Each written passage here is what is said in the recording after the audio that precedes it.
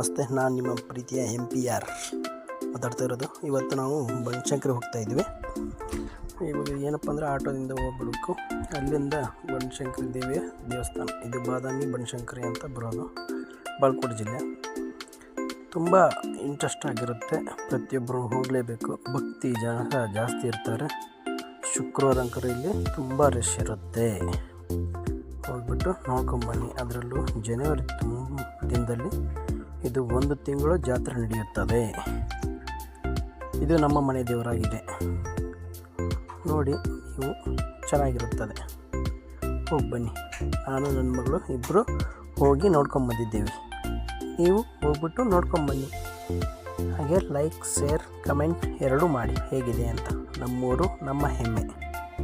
ಜೈ ಬನಶಂಕರಿ ದೇವಿ. ನಮಸ್ತೆ ಬನಶಂಕರಿ ದೇವಿ.